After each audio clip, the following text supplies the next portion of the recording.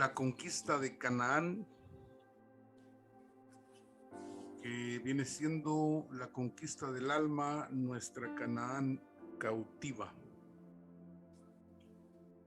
Vamos a estar llevando estos temas durante lo que nos dure y podamos ir avanzando. Son 31 temas para poder ir avanzando. Esta noche vamos a poner la base de lo que es esta enseñanza.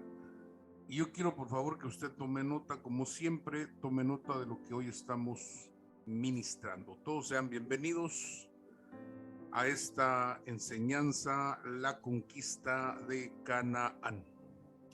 Bien, vamos a ir, mis amados, a las Escrituras y vamos a ver estos pasajes que nos muestra esta gran verdad, esta gran necesidad.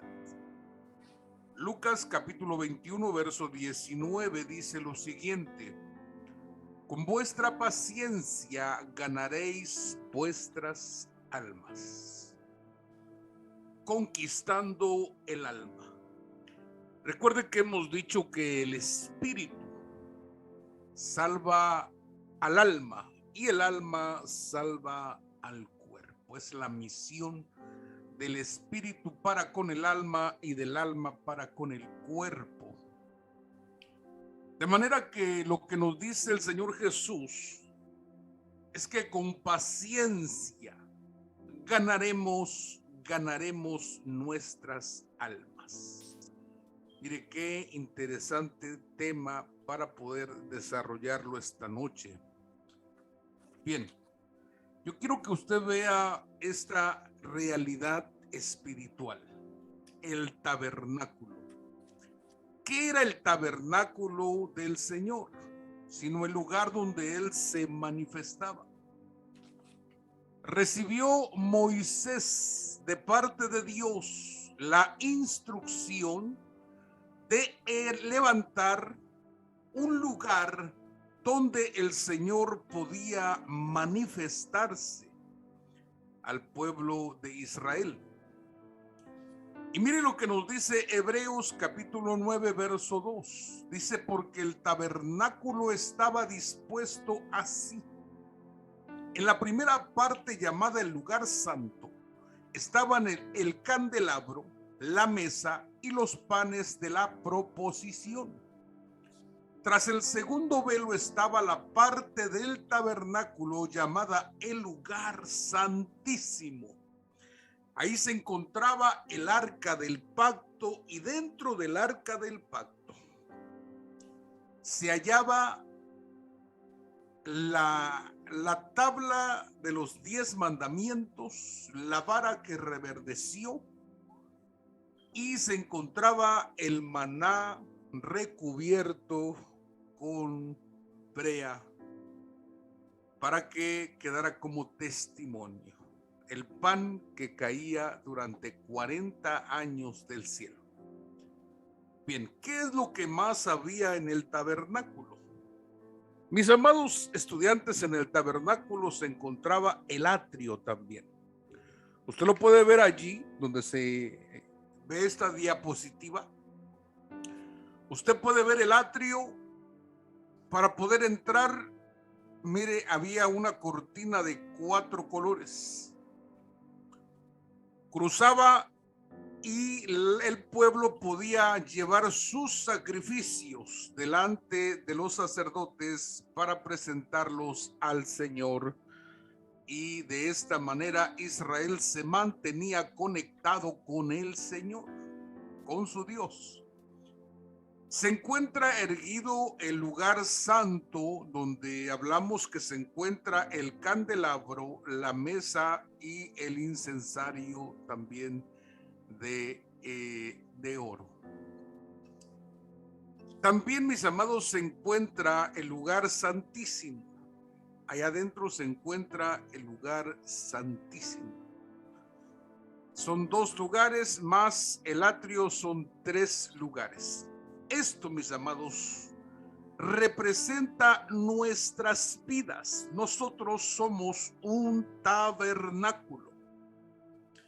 Tenemos un atrio que es el cuerpo, tenemos un lugar santo que es el alma y tenemos un lugar santísimo que es el espíritu del hombre, el espíritu nuestro.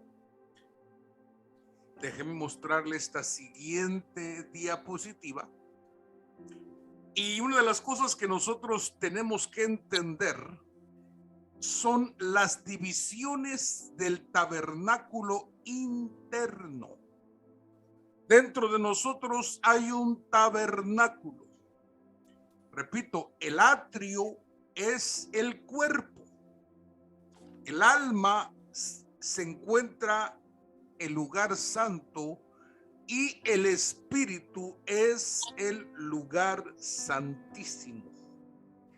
Allí se encuentra el espíritu. Recuerde que nosotros, dice la escritura, que estábamos muertos en nuestros delitos y pecados.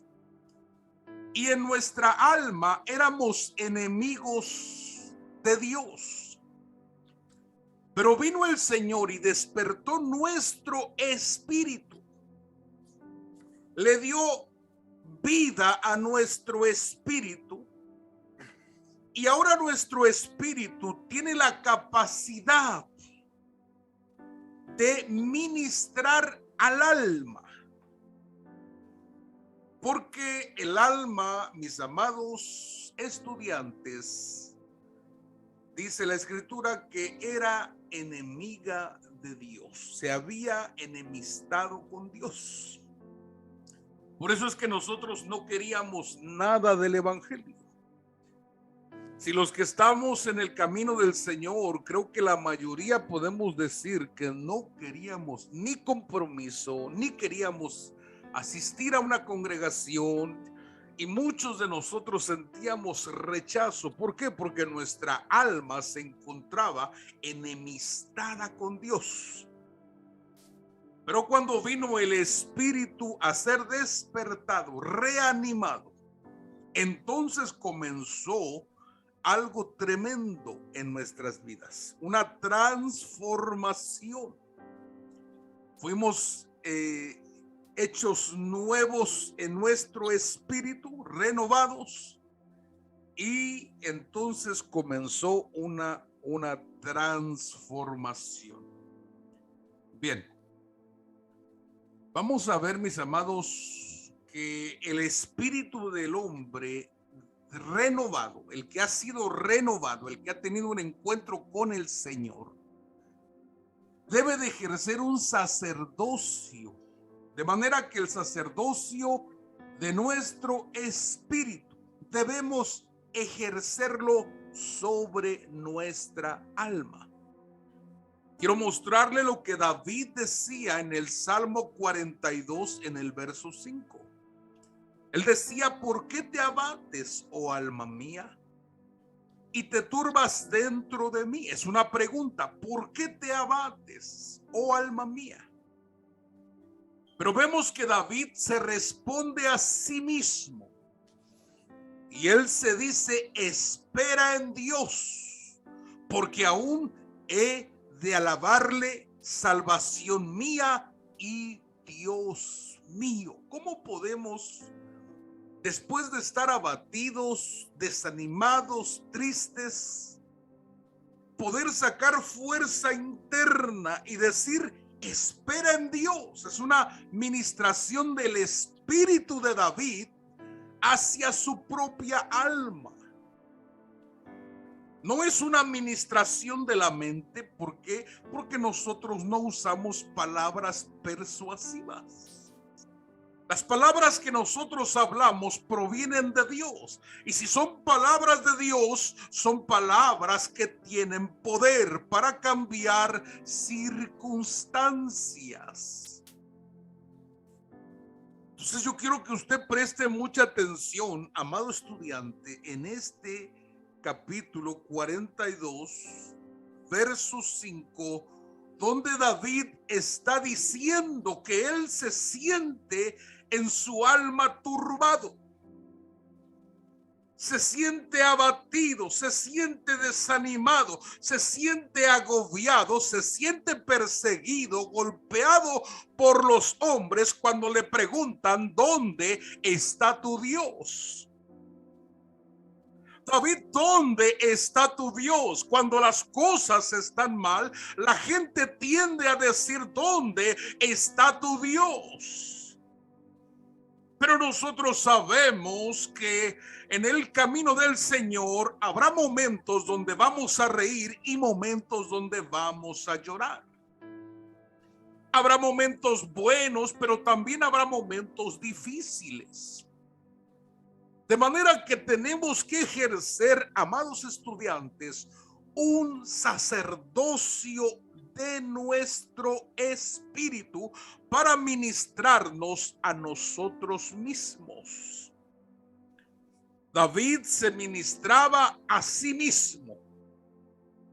Y David le decía a su alma: ¿por qué te abates, oh alma mía? ¿Por qué te turbas dentro de mí? Espera en Dios, porque aún he de alabar. Le está diciendo: hay esperanza para nosotros. ¿Por qué? Porque Dios no nos va a dejar hundidos en el pozo de la desesperación. Dios nos va a levantar, Dios nos va a sacar de esta circunstancia. Dese cuenta de esta gran verdad. Entonces, yo quiero que usted entienda que es un tabernáculo interno. Usted tiene un tabernáculo dentro de sí mismo, de sí misma. El atrio es el cuerpo,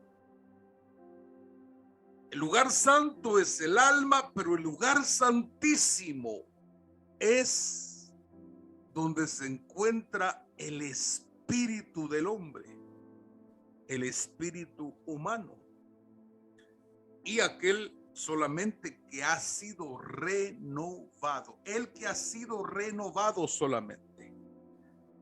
Bien,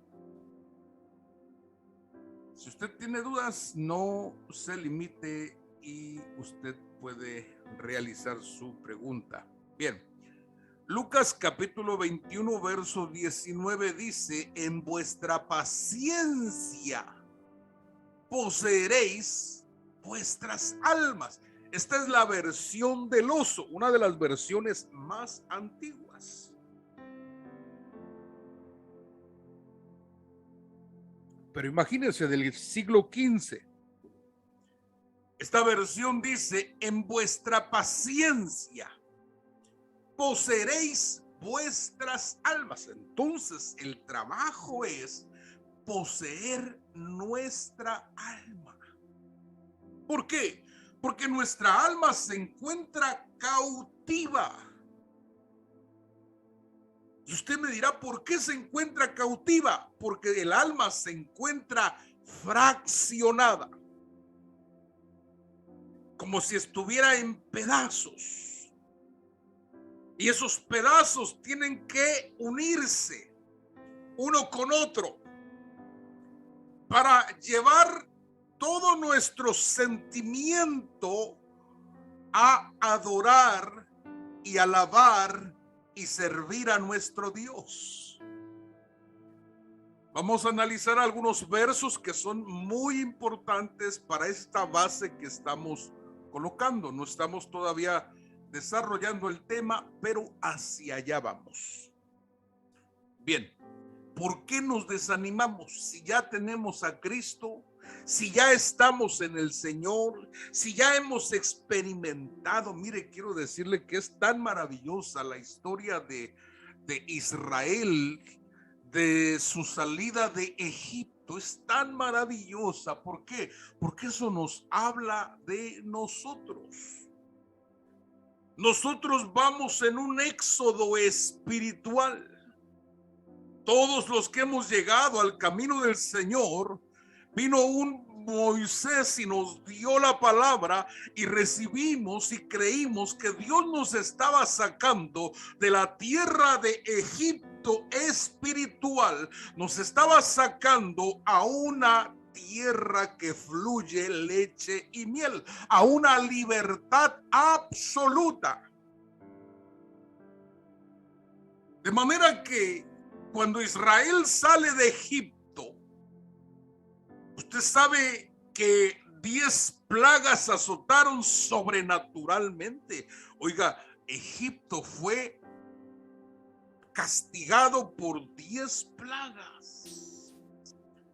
Una de ellas, durante 3 días no hubo absolutamente luz en Egipto. 3 días fueron tinieblas. Mas sin embargo, Israel gozó de luz. Fíjese qué tremendo. Había luz en Gosén. Qué tremenda señal de parte de Dios para con su pueblo. Eso es lo sobrenatural. Por eso es que el espíritu del hombre ejerce un sacerdocio con poder sobrenatural. Bien, ¿por qué si hemos probado lo sobrenatural de Dios, por qué somos como el pueblo de Israel que se desanima en el camino? ¿Por qué somos como el pueblo de Israel que murmura en el camino? La Biblia dice que Dios le dijo a Moisés: quítate de mí, hazte a un lado, porque este pueblo lo voy a destruir, porque ha murmurado 10 veces. Mire, por cada señal que Dios hizo en Egipto, fue una murmuración posterior de Israel hacia Dios. Por cada murmuración, fíjese, por cada señal una murmuración, por cada señal una murmuración. 10 veces había murmurado de Dios Israel. Entonces, si hemos visto el poder de Dios, ¿qué es lo que nos desanima a nosotros? Yo pregunto esta noche, ¿alguno de ustedes se ha desanimado?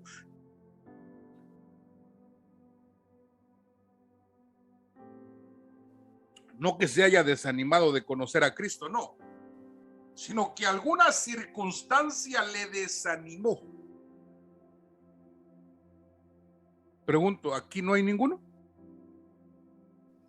Sí, amén. Sí, sí, llega a suceder. Llega a suceder. Claro. Hay situaciones que nos desaniman a todos.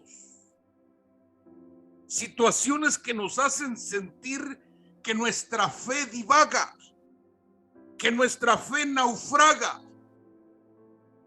¿Por qué nos desanimamos? Sí, segunda de Corintios capítulo 5 verso 17 dice: de modo que si alguno está en Cristo, nueva criatura es. Las cosas viejas pasaron, he aquí todas son hechas nuevas. Qué bonito se oye, ¿sí o no? Y son, mis amados, versos que nosotros nos aprendemos de recién convertidos. Sí, amén. De lo primero que se aprende es que de modo que si alguno está en Cristo, nueva criatura es. Las cosas viejas pasaron, todas son hechas nuevas. Se oye lindo, pero no es así. ¿Por qué? Porque este verso nos está diciendo que ya no va a haber problemas. ¿Por qué? Porque todo fue hecho nuevo. Mas sin embargo, experimentamos problemas. ¿Por qué? Porque nuestra alma responde diferente a nuestro deseo. Fíjese. Nuestra alma responde con las viejas tretas de la vida vieja, de la vida pasada. ¿Sí o no? ¿Quién era Pedro?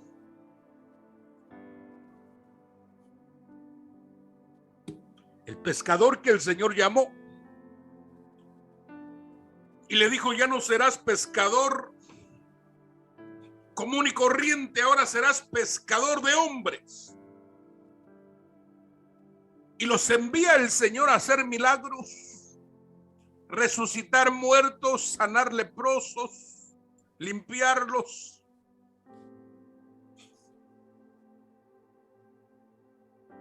Cuando vienen los 70, regresan ellos, dicen, aún los demonios se sujetan en tu nombre. Ellos vienen experimentando el poder del reino. Pero ya estaba por graduarse Pedro. Cuando mire cómo responde, yo quiero que me ayudes ahí, Pastor Armando, si me ayudas a leer Juan 18:10 al 11. Amén. Entonces Simón Pedro, que tenía una espada, desenvainó, hirió al siervo del sumo sacerdote y le cortó la oreja derecha. Y el siervo se llamaba Malco.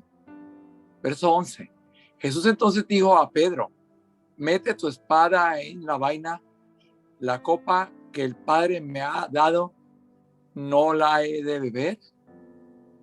Gracias. Fíjese qué tremendo es. Resulta que un discípulo está por graduarse apostólicamente. Es alguien que ha experimentado el poder de Dios. Él vio cuando Jesús se transfiguró en el monte. Él vio como un pez tenía un denario en la boca. Él miró. ¿Por qué reaccionar como antes? Cuando Jesús es aprendido, entonces viene Pedro, saca la espada y le corta la oreja. Y Jesús tiene que venir a enseñarle otra vez. Y le dice, Pedro, mete tu espada. La copa que mi Padre me ha dado, ¿no la he de beber? Y Mateo nos dice que cuando Jesús le dice a Pedro, Pedro, detente, porque el que a espada mata, a espada morirá. Entonces, dése cuenta cómo el Señor todavía tiene que enseñarle a Pedro, porque está respondiendo como hubiese respondido antes de conocerle. Quiere decir que nuestra alma todavía responde con las viejas tretas de la vida pasada. Y tenemos ejemplos varios, pero no tenemos el tiempo. Debemos comprender el proceso de la perfección en nuestra alma. Recuerde que somos llamados a ser perfectos. Jesús dijo, sean perfectos como vuestro Padre en los cielos es perfecto. Bien, Pastor Carlos, ayúdame a leer 2 Corintios 5:17. Esta es la versión castellana. Mira cómo dice. Amén. Cuando alguien se convierte a Cristo, se transforma en una nueva criatura. Su existencia anterior queda atrás y él comienza a vivir una nueva vida, a ser parte de una nueva creación. Wow, mire qué tremendo. Qué diferente forma de poder expresar Corintios 5:17. Cuando alguien se convierte, se transforma en una nueva criatura. ¿Por qué? Porque su espíritu fue renovado. Dice, su existencia anterior queda atrás y él comienza, tiene un comienzo, y lo que comienza tiene un final. Entonces es un proceso y él comienza a vivir una vida nueva, a ser parte de una nueva creación.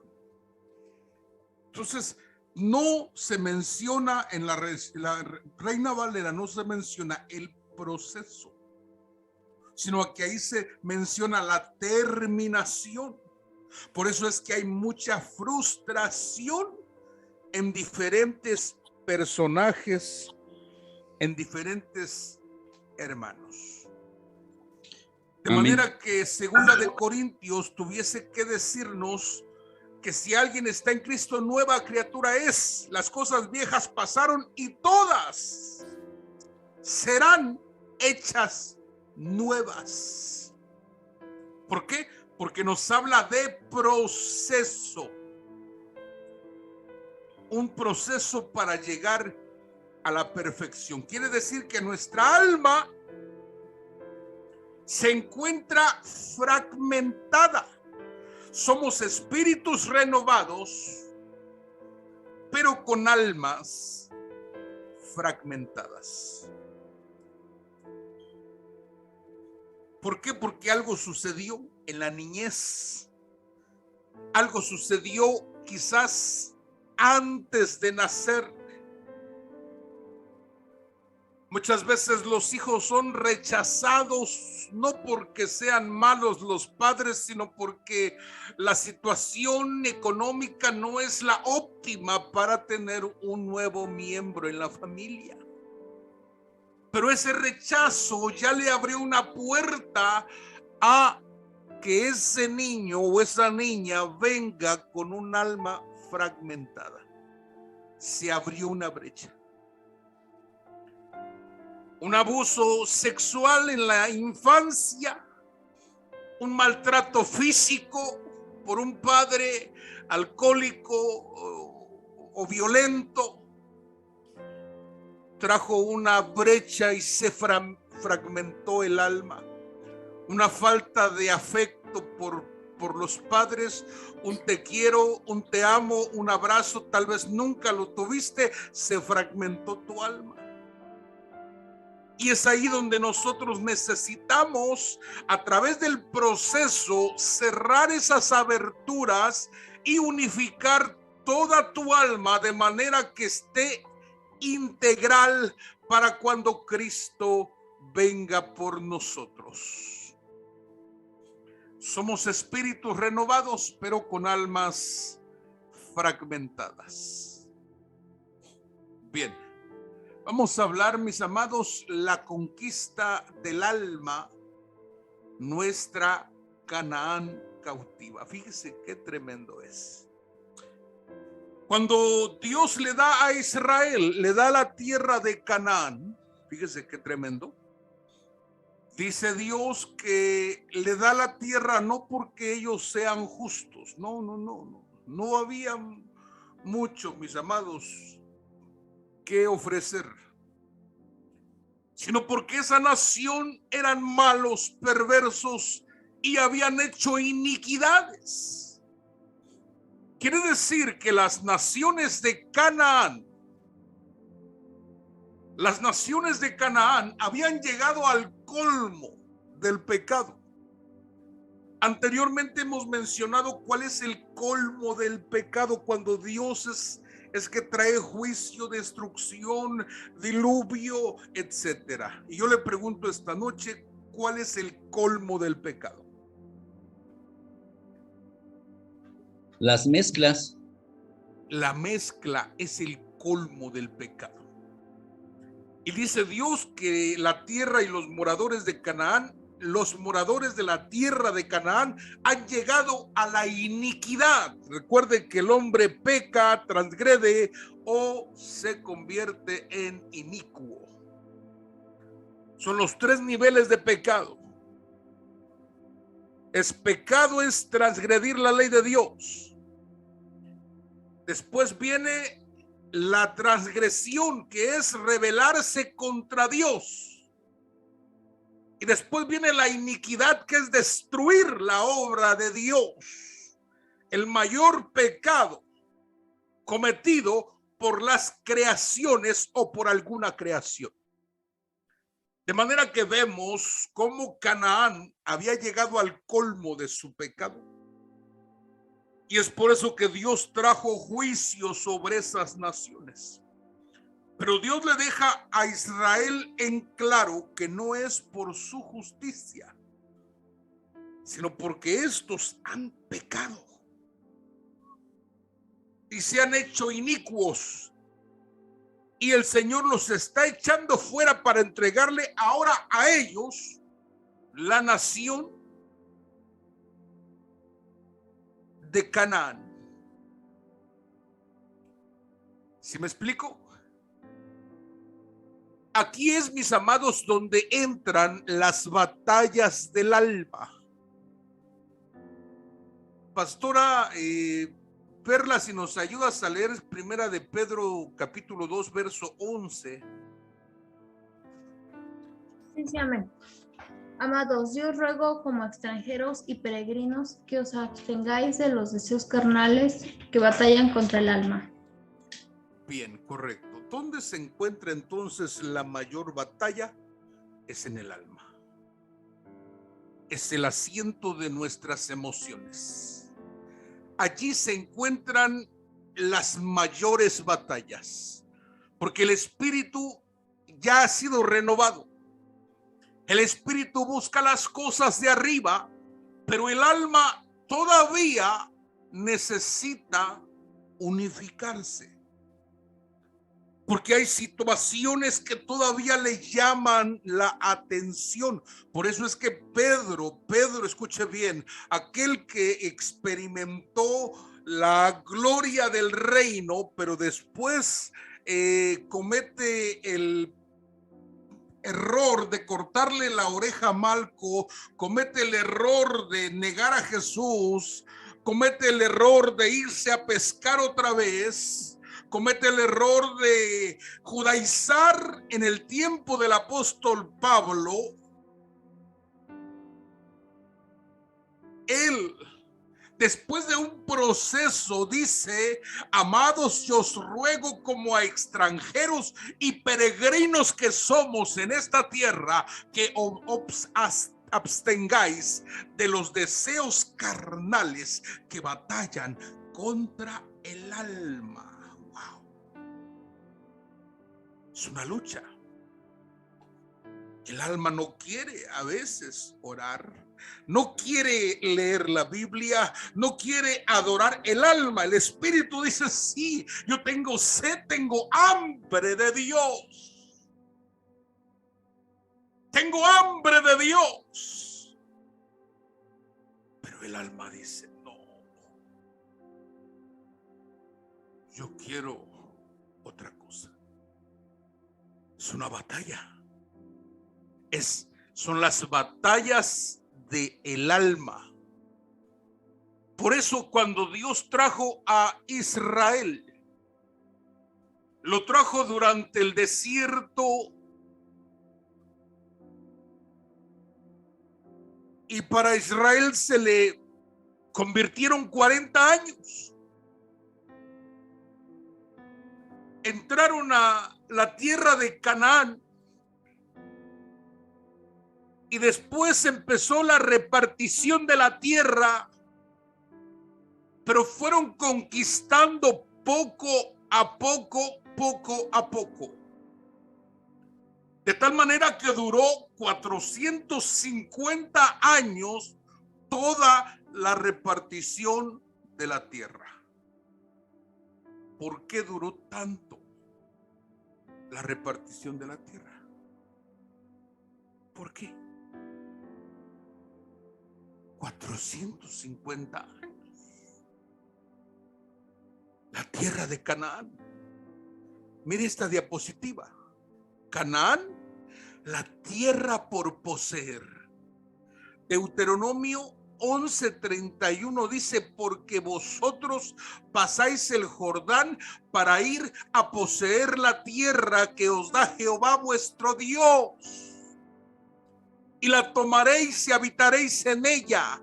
Cuidaréis pues de cumplir todos los estatutos y decretos que yo presento hoy delante de vosotros. El mandamiento era poseer la tierra de Canaán.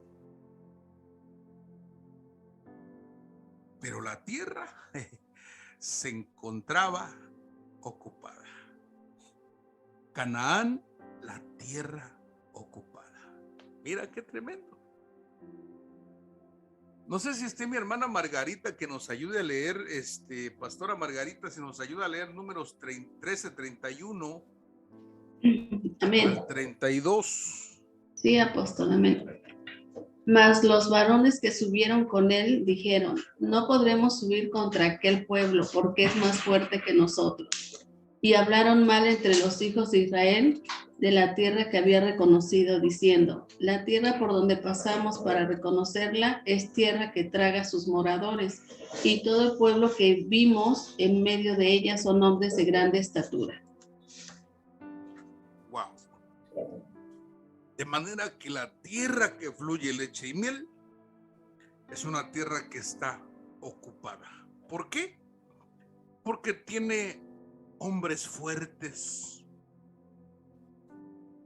porque tiene gigantes, porque es una tierra que traga a sus moradores, porque ahí se encuentran hombres de grande estatura. Y todos esos personajes representan los espíritus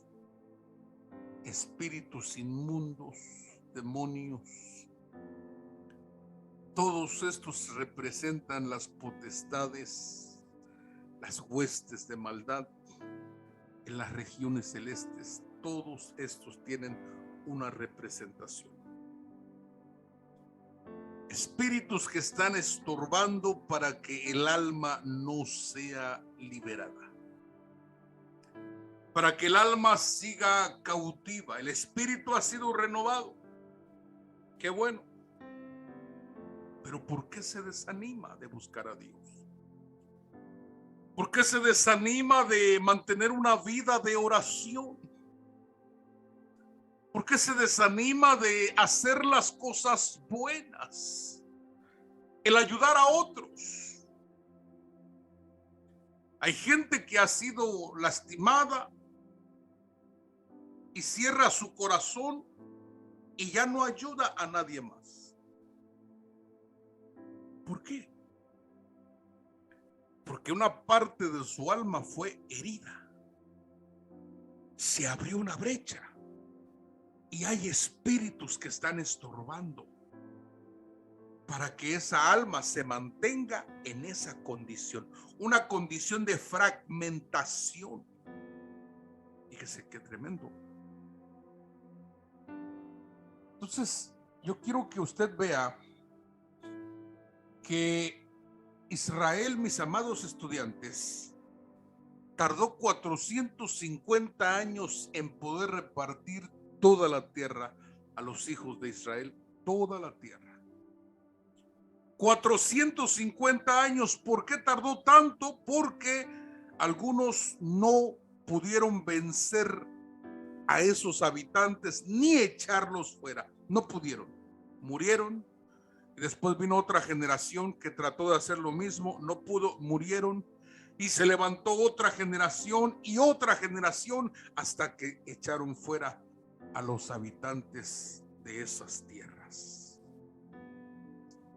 Fíjese qué tremendo es.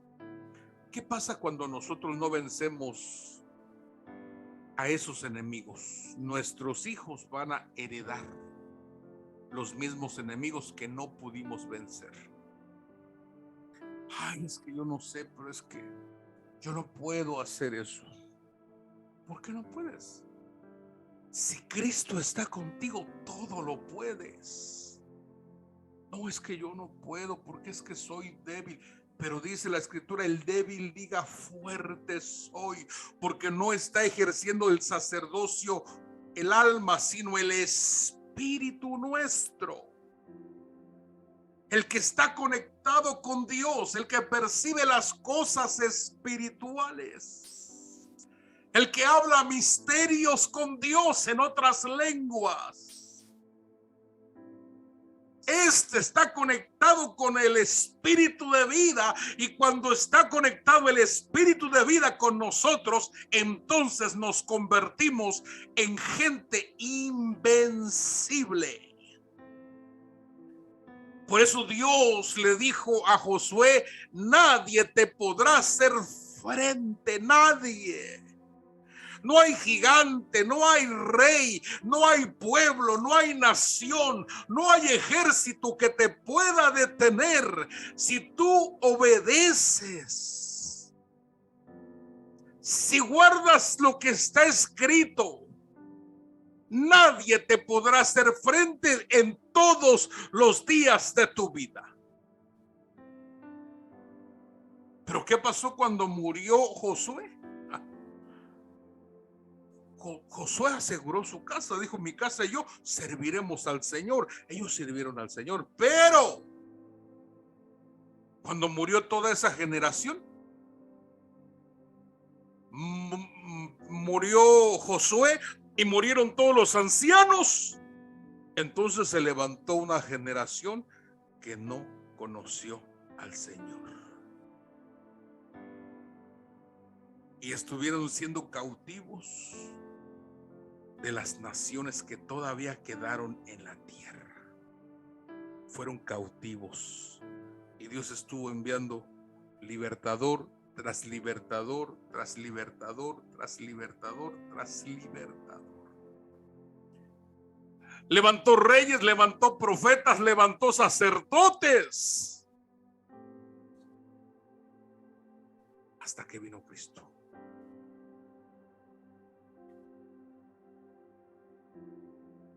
Fíjese qué tremendo es. Voy a parar, mis amados,